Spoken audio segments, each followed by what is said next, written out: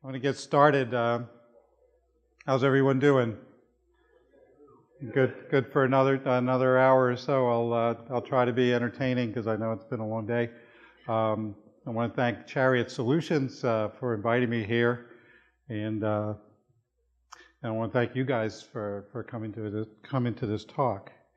I'm David Turanski. I'm a Spring developer full-time, working with Pivotal, and I've contributed to Spring XD, which is my main day job now. Spring integrations. I was a lead on Spring Data GemFire recently. Done a little bit of help with Spring Batch. So my sweet spot is kind of the back-end heavy lifting, enterprise-y kind of software. This is a picture of me waiting for XD to build, and my contact information. Just want to talk a little bit about how we ended up with Pivotal. So Spring Framework just celebrated its 10-year anniversary, and I think it's a pretty big milestone. Spring Source as a company was created by the founders, Rod Johnson, Jürgen Holler, and some of the other folks that were there. And it was originally called Interface 21 and then became Spring Source in 2008. Got some VC money to grow the business and got acquired by VMware in 2009. Some of the other acquisitions that were part of Spring Source or G21, which is the Groovy and Grails developers primarily. So we have Groovy and Grails as well, and Cloud Foundry was an early acquisition from the Spring group, and then VMware acquired us in 2009. I joined in 2010, so shortly after that, and VMware decided it wanted to focus more on its sweet spot, which is virtualization and kind of more closer to the hardware, data center kind of ops focused, and not so much on the middleware. VMware's parent company, EMC, was also busy acquiring different companies like Greenplum and some Hadoop companies and RSA and things like that. RSA is not part of it, but EMC bought a lot of software companies, so they had some assets that had some synergy in this space that they wanted to pursue with Pivotal, and so created a joint venture. GE kicked in some money, so we're very well funded, and called that Pivotal. So Pivotal is a startup, maybe the world's largest startup. So I haven't really changed jobs since 2010, but I changed companies, and so like it says, this includes all the application-oriented products, including Spring, are now under Pivotal. And Pivotal is into next generation applications. What does that mean? Really for the enterprise. So how many people are using Spring today? Yeah, so mostly everybody. Great. So and you guys are probably Java developers and probably enterprise Java developers. And I think the sweet spot, and our CEO articulates this very well, is that it's sort of a new generation of applications. We're looking at mobile devices, the Internet of Things, big data, companies like Netflix, Twitter, Facebook, LinkedIn. The Internet leaders are taking things to the next level to be able to scale and to be able to use all the data that they have, to know everything they know about their customers. And we think that's where enterprises want to go, and we're hearing this. So, of course, everybody's interested in Hadoop, and let's capture the data. Let's set up some Hadoop farm in the cloud, and it's very, very economical. We can grab all this data and then analyze it and feed it back to the applications. So I think that's where people want to go. That's where we want to be. So we're trying to develop Java frameworks and products around Java, which has always been Spring's wheelhouse, and kind of help enterprises transition to that new generation, where they're in the cloud and where they're analyzing all their data and they're communicating with their customers through all kinds of devices and communicating with their electronic products, which all have their own IP address and are streaming data from all these things and learning everything there is to know about their business. And frankly, the move to Pivotal has been very good. I recall 2012 at the Spring 1 2GX show, which is our annual conference. At the end of it, while the speakers were done, we had a meeting because it's the only time we can get everybody in the world who works on Spring into one room, and we sat down and we, this was a year and a half ago, and saying, what do we need to do to keep Spring relevant? What are the kind of things that we should be doing to make this better? And, these things that I'm going to talk about today were all discussed in that room. Spring Boot, can we have something like a Sinatra-like experience for putting up a web app and, with very little code in 5 minutes? Can we make, we need to redo our whole website. We need to get into WebSockets and asynchronous programming models, because this is what this new world demands.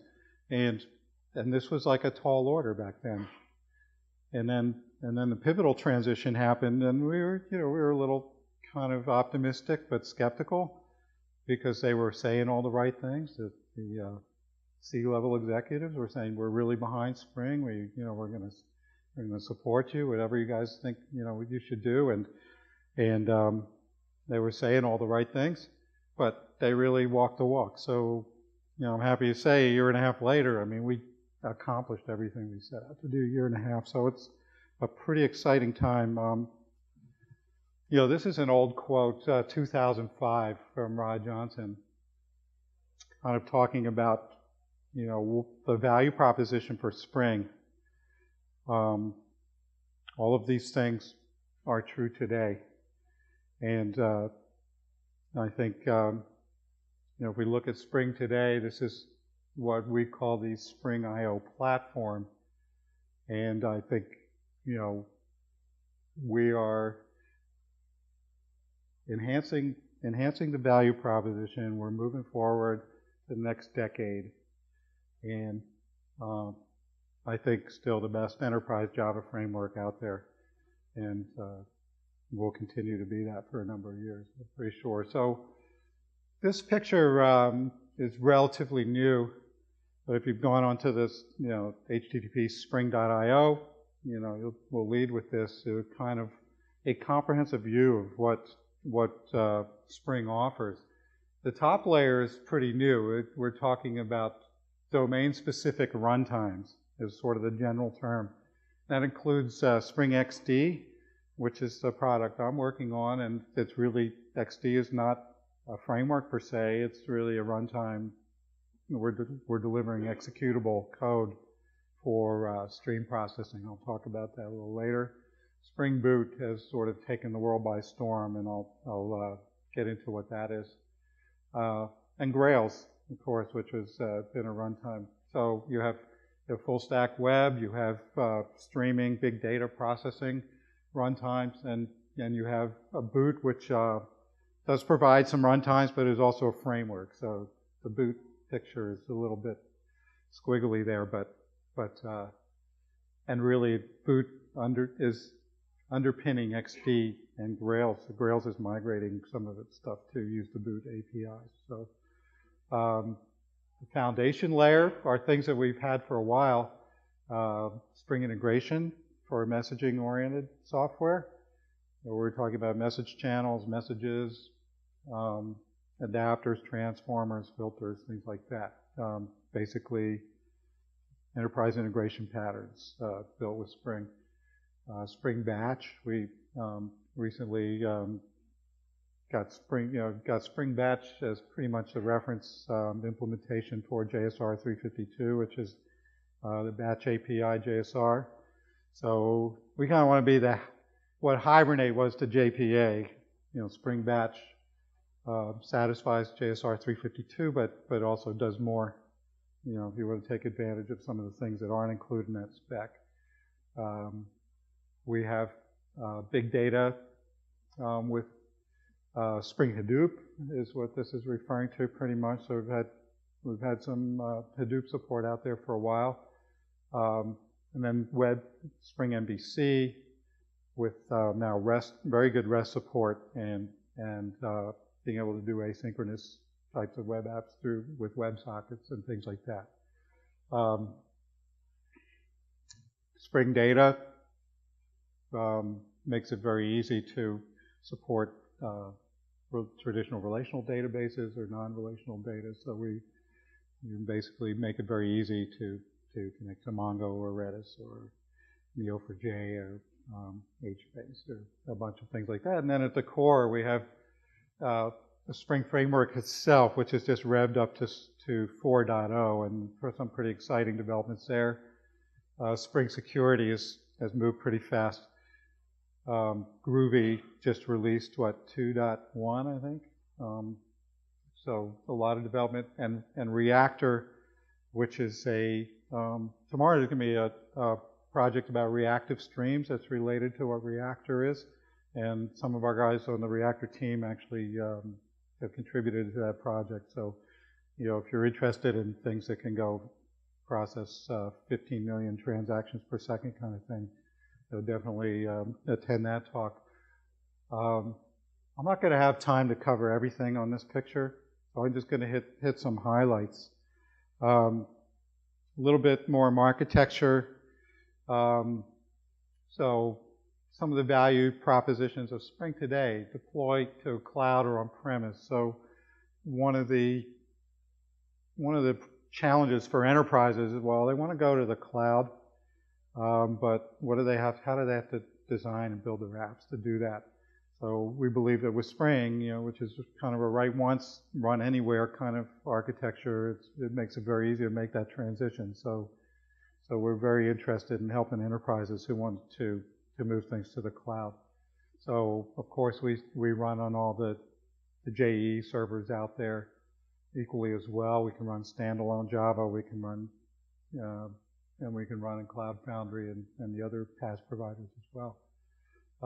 Talked about a lot of the databases and non-SQL data stores that we support. So kind of a comprehensive list there. Then of course web integration and batch. So sort of the key frameworks for developing these kind of new applications. So at this point, I have some slides that show the website, but I'll just go to the live one. So we rebuilt the website and named it spring.io. So kind of a cool URL, short. This has a link to the projects and the guides, which is really, I'm going to look at one of these guides a little later, but this was part of the, improving the developer experience that we talked about 18 months ago. Was, people want to know, like, there's so many Spring libraries. How do you build this kind of application? How do I build an application that can use Spring Social to go get Facebook data? How can I run an application that talks to Mongo? How can I build a WebSocket service? That kind of thing. So all these guides are very simple, kind of tutorial. Okay, just show me how to do it. Don't give me the whole reference manual of everything, and I have to go look at all these different projects and figure out what they do. That's part of it. I should also mention that the Spring.io platform is actually a deliverable that will be released sometime this year soon, and what that is really kind of a certified. This is the whole platform. This is the whole ecosystem with all the versions kind of locked down. That says, this version works with all these versions work together, and then when we rev up, we'll have another release of that platform. So you don't have to go hunting around for that kind of stuff. It'll just be a lot more obvious. So we're looking for your feedback too, how we can make things easier. But I think we're taking some steps in the right direction.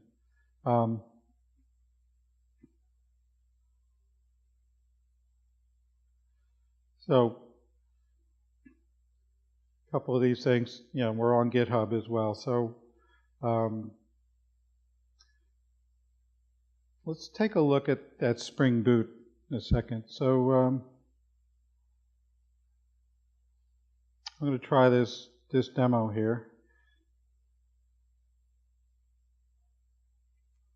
just to kind of give you an idea. So one thing that Spring Boot can do is make it, you want to have a working web app in a couple of seconds. So we're just going to write a controller. And there's a new annotation introduced in Spring 4.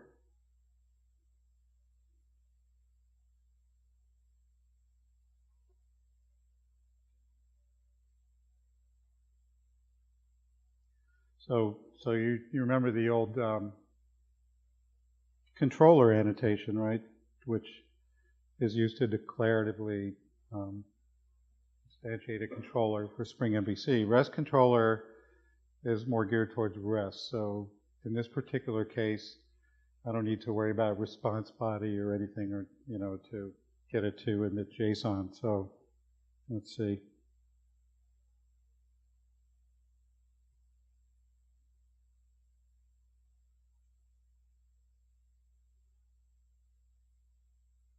It's Groovy. I don't have to say return, right? That should work. And I need to do a request mapping on that guy.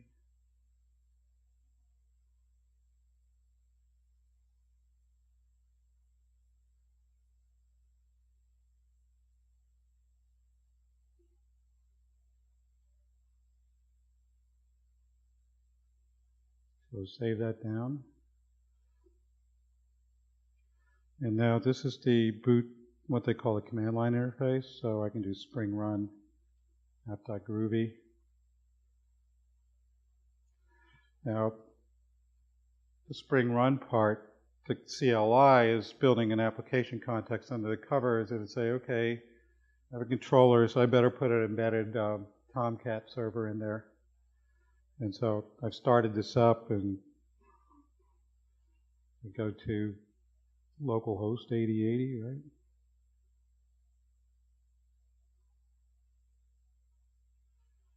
Oops, wrong one.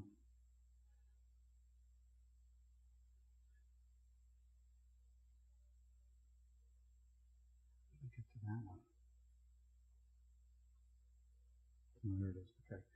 There's the old one left over. I'm going to do another demo on localhost 8080. All right. So I gave away my surprise for the next one. So that's the quick boot demo. You can see how easy it is. So we accomplished that. So we can do what Sinatra and Rails do now with Java. But boot is also, as they say, good design should make simple things simple and possible things complex, or is it the other way around? Complex things possible. So boot actually has that entire Java API. Like I said, Spring XT is built with boot, and a lot of the tutorial, the getting started apps that you'll see on the website, demonstrate how you can use boot in a Java application to stand up a Spring application pretty easily. But there are, the CLI is what I just demoed. There are starter projects that basically give you a Maven POM to say, okay, here's all the boot's dependencies I need to do this kind of app. So it's very easy to get you started and insert your code here kind of thing. Auto-configure an actuator. So auto-configure is something we just saw in action, where we have a controller, so we need to stand up Spring MVC, put some components in there, register that controller to the dispatcher servlet, all that kind of stuff happens behind the scenes. Actuator does a little bit more than that, in that it actually provides management endpoints, REST endpoints, so you can check the health of your applications, metrics and things like that that come out of the box. So it does a lot of instrumentation, things that make the app actually ops ready right out of the box. Of course, all of this is configurable, but this is kind of what is included in boot, and it's been very popular. We introduced it this year at Spring 1 2GX, and it's been very well received. So take a look at it. Here's kind of an older slide where a working web app can be tweeted. There's less than 140 characters. You see this one has the @controller annotation, not the @rest controller, so required at response body to be able to just return the response directly. So let's look at Spring 4. As I mentioned before, we're really targeting kind of new application architectures. What we're seeing the internet leaders doing, this kind of stuff. So a lot of trends are towards embedded web servers, which is a lot easier. I could have deployed that controller app as a WAR and run it in Tomcat or whatever, but why do I need to? I can just embed a web server in it and run it on a port. So seems much more of a lightweight and more granular approach for doing those kind of things. We support non-traditional, NoSQL data stores, messaging and WebSocket style architectures. So I've been working with Spring integration for a couple of years, probably since 1.0. What Spring 4 did is actually take the core messaging classes, the interfaces like message and message channel, and moved it into the core framework.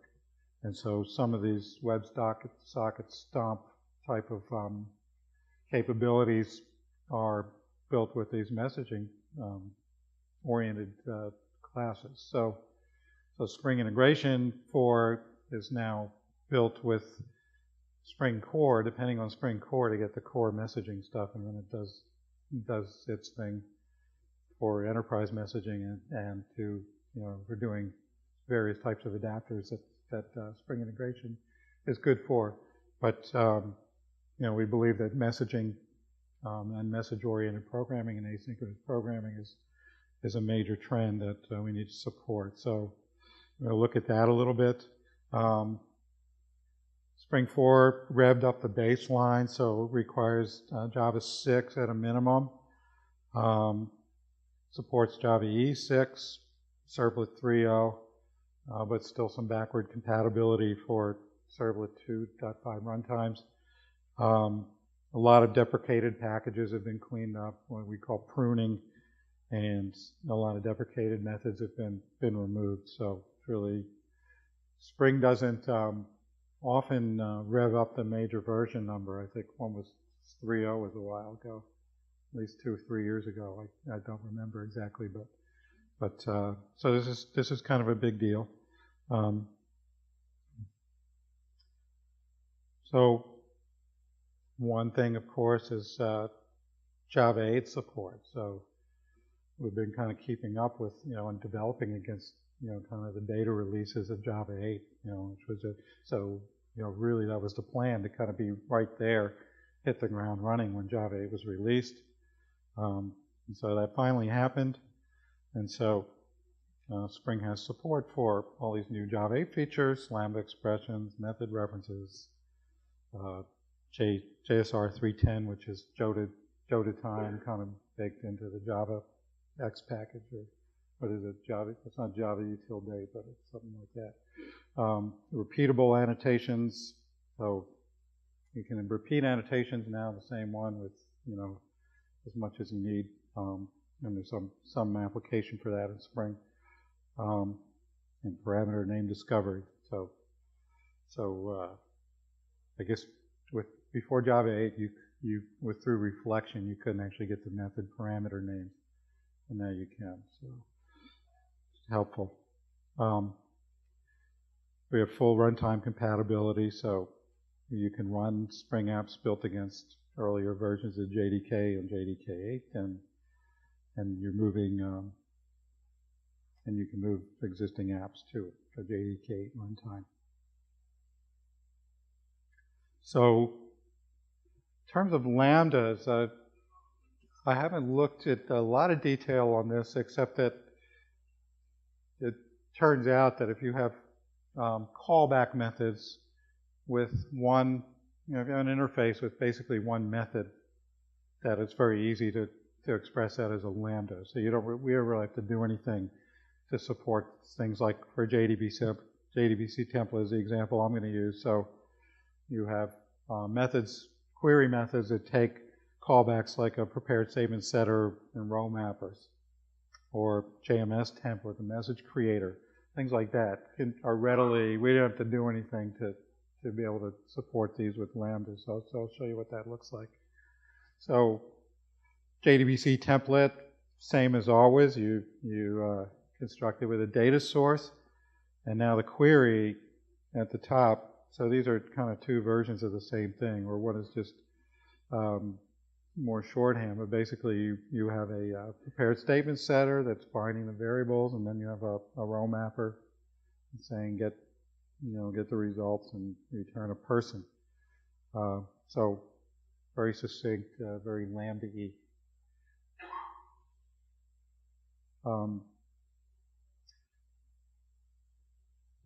As far as Groovy support, so this is one of my personal favorites. So I've dedicated an entire slide to this.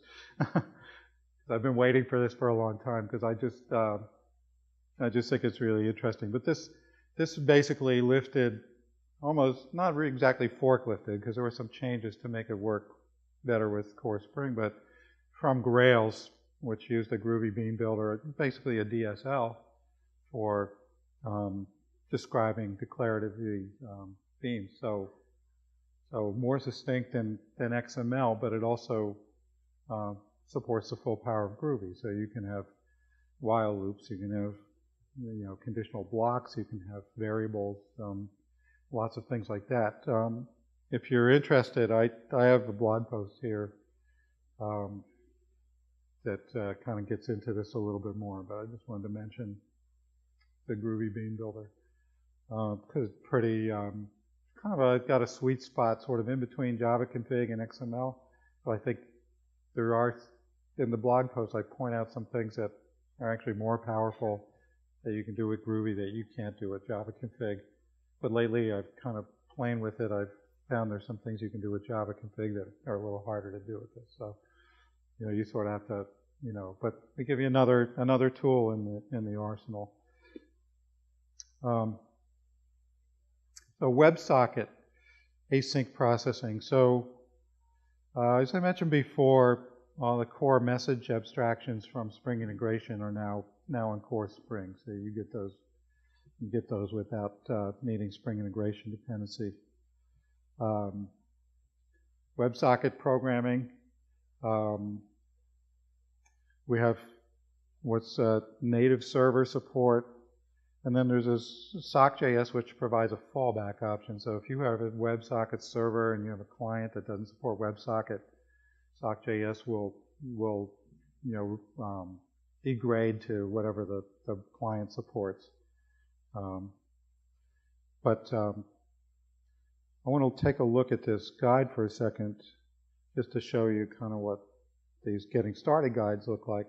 So using WebSocket to build an interactive web application, and it kind of gets, okay, what's this project going to do? And it's going to take about 15 minutes, and you can, start with this kind of like a lab. So it's got this initial and complete, two different projects. So if you just want to look at the whole thing, you can browse it. You can do that, or if you want to actually type in the code yourself, you can start with the initial and follow the tutorials. So that's what I did, and I can, and it was pretty good out of the box experience. So here was the initial. This is actually the complete project.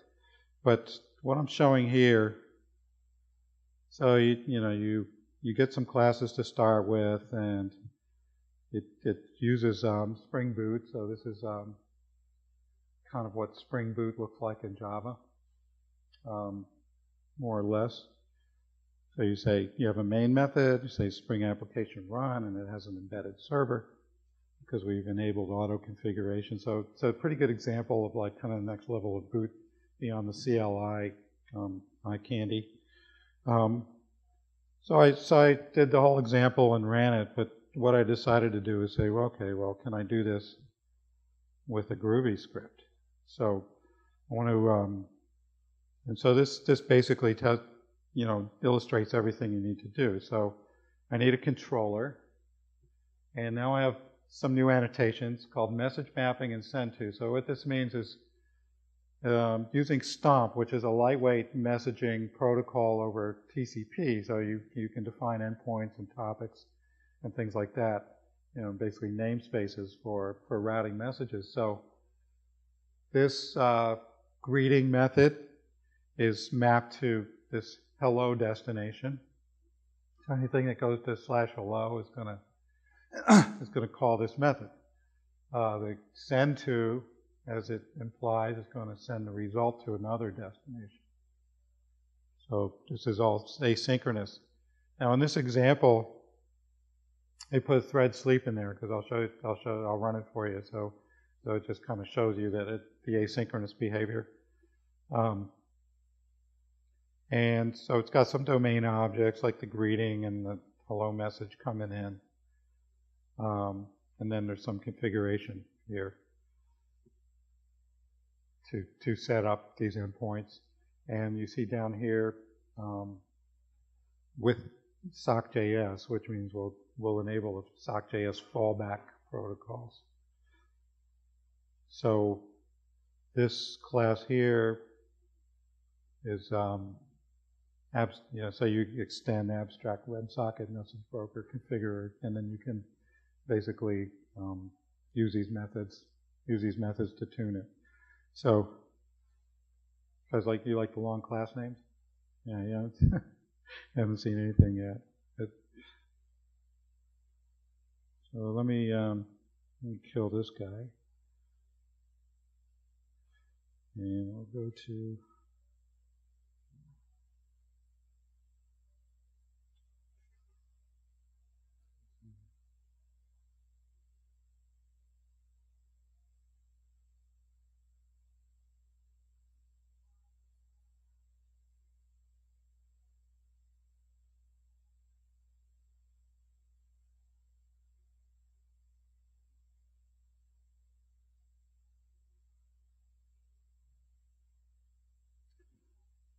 So let's see.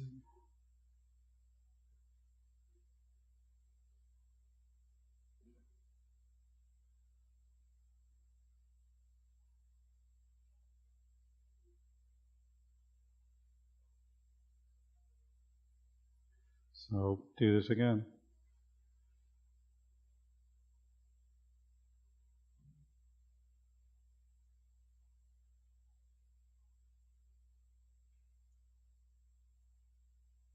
And so with any luck, we have a working Stomp server running. Back to the browser.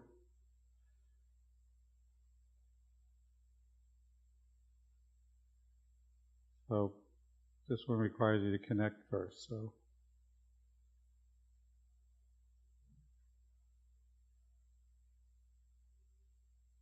you see the 3-second delay, but you can go a little faster maybe.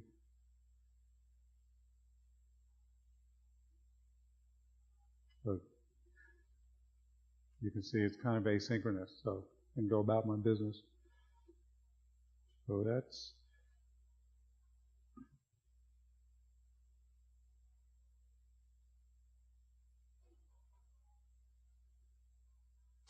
in addition to that, there's also some async support for supporting async servlets, async REST template, which is on the client side where you can connect to you can use an asynchronous HTTP client and wrap that. And so this async REST template will return futures, and so you can just make REST calls and be and do some other things in another thread on the client. Here's some other examples. I'll probably skip through this in the interest of time, but there's a subscribe event annotation as well. So that thing will just get called when messages are sent to that topic. So I want to close with showing you some things about Spring XD. And this is about supporting big data applications. So if you've done any big data applications, you know, you're an enterprise and you want to do Hadoop, you want to get all your clickstream data, all your logs, everything, your syslogs into Hadoop. So you can capture the data, and if you build it, they will come, and so you go to EC2 and you set up some Hadoop cluster up there, and now you're getting all your data. Well, now you have to sort of, you want to do something with that data. You want to analyze it, or maybe you're looking at your website performance, and you're looking at user activity, and maybe now you want to mesh that up with your revenue data, which is in some other system, legacy system. So now you have maybe a batch job that reads from Hadoop and is going to try to merge this in with the financial data that's recorded for those transactions, and kind of see how much revenue your website is producing for various users and things like that. So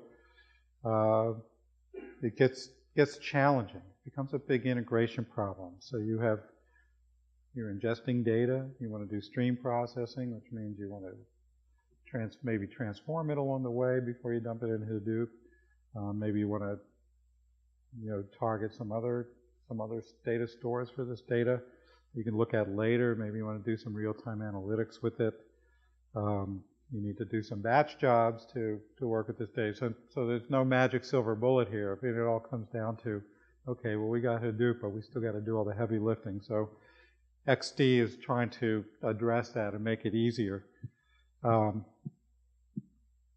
have this picture of American Idol on here. It's kind of another, maybe, anybody ever watch American Idol? I know it's pretty lame, but I watch it. I like it.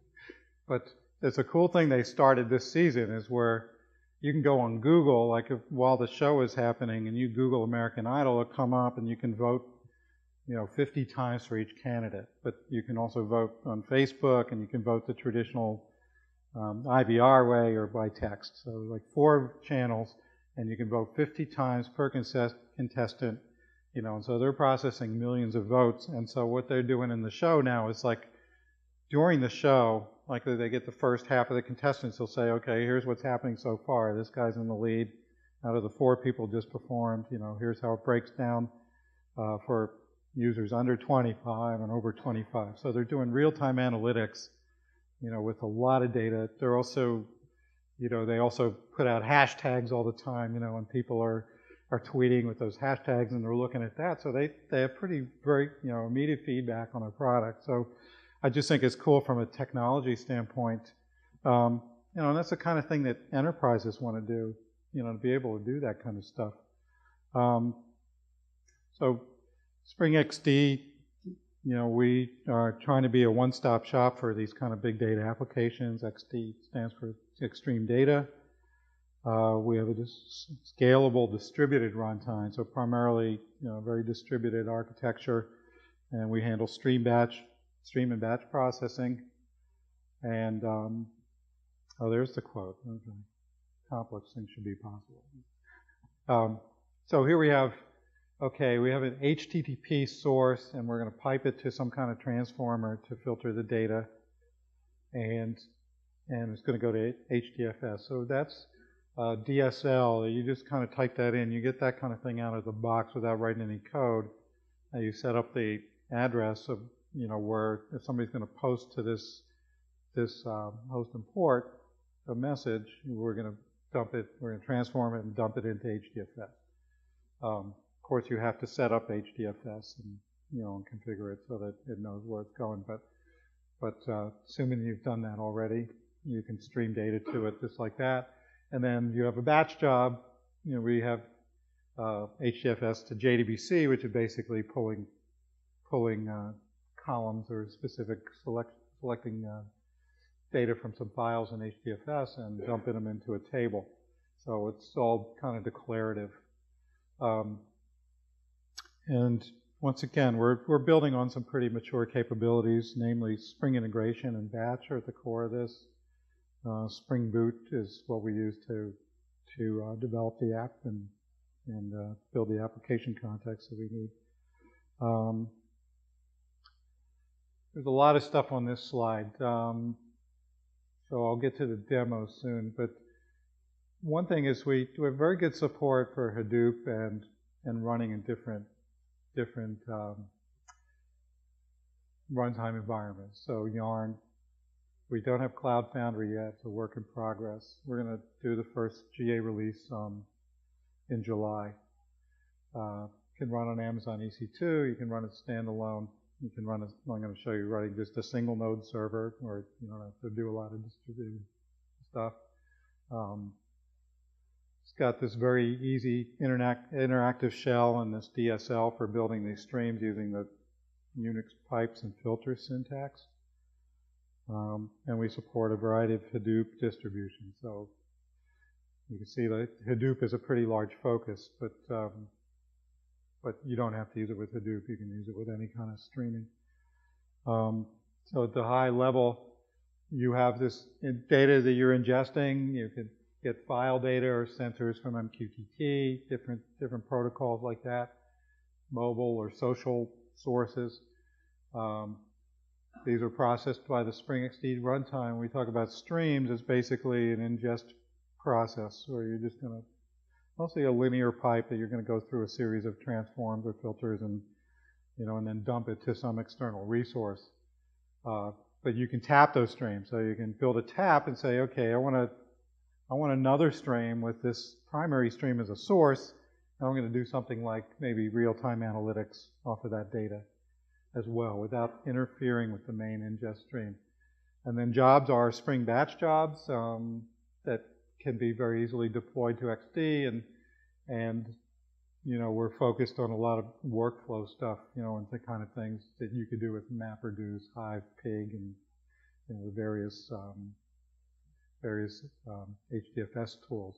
And then you could use it, like the previous example, to export HDFS to some other data stores that you're going to use for, say, batch analytics or historical trending and things like that. So R or SAS or some type of database that you use for that kind of application.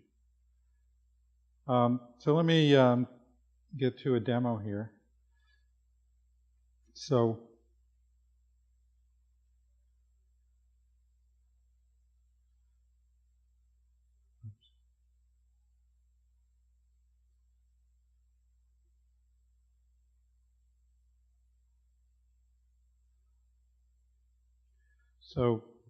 I just I downloaded and unzipped our latest release, which is still a milestone, and that comes with executable code pretty much.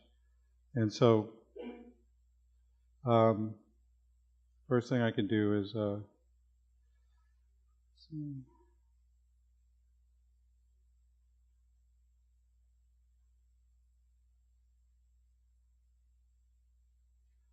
I'm going to start up XD in single node mode. So that has an embedded HTTP server that provides REST endpoints. It has an embedded HSQL database. It's got an embedded Zookeeper server.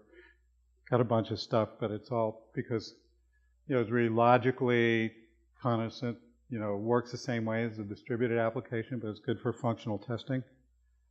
And I started that, and now I want to run the shell.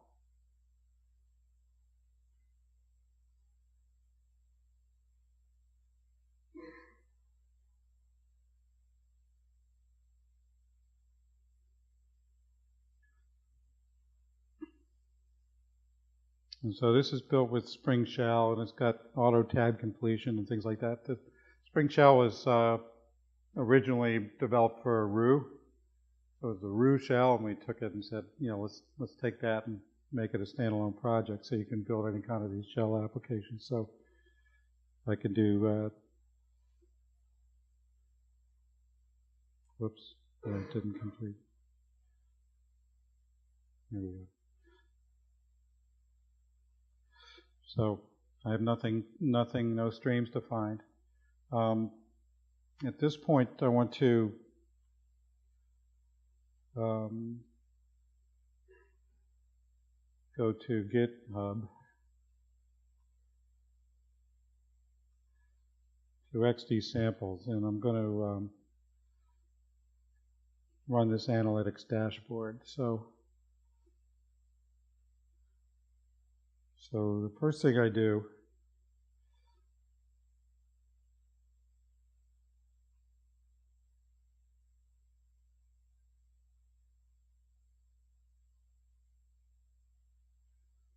so I downloaded this project, and I want to go into the analytics dashboard.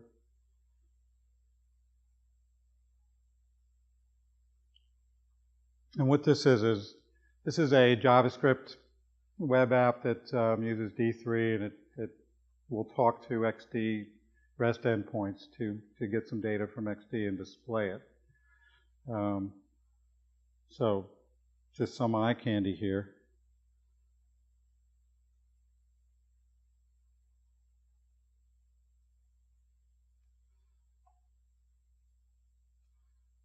And again, I can run it with boot. I'm just serving up static content in this case. So if I go, oops. Now this one should be running on a different port.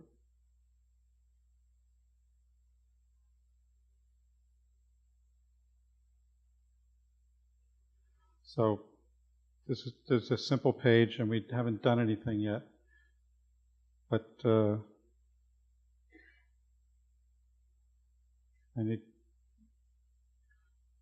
I want to spare you from, well, let's see if it has, let's see if it's got the memory in the shell.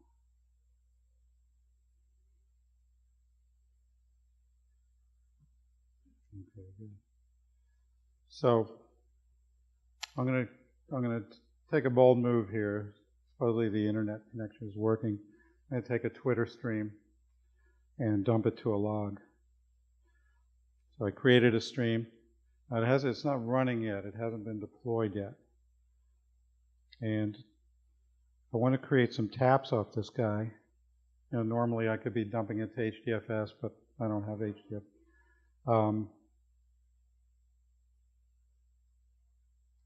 So this is some out-of-the-box stuff. So I'm creating another stream, which is a tap. It's tapping the tweet stream, and it's going to direct the output to a field value counter, which is something you get out of the box. So basically, I want to count all the occurrences of tweets that have the same language and total them by the language.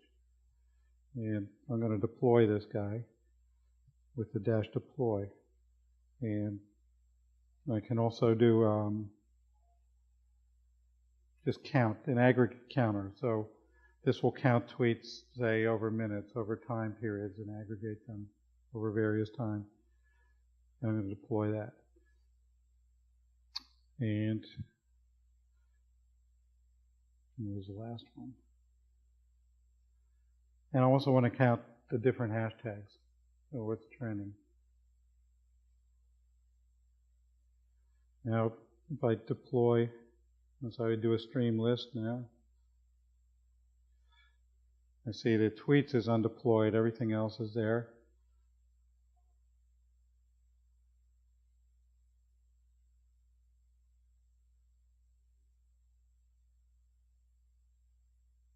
Stream deploy, sorry.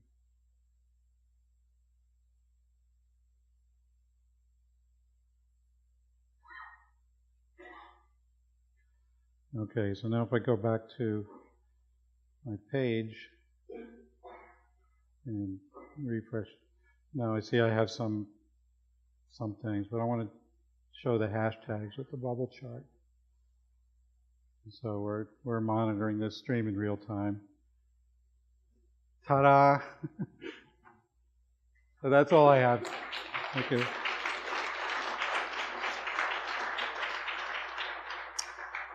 So there was no code to write this except for the D3 stuff.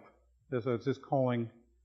If you look at this and go on GitHub, it's just calling the REST endpoints that are in the XD admin and say, give me the values of these counters and display them as they change. Any questions? Happy hour? Thank you.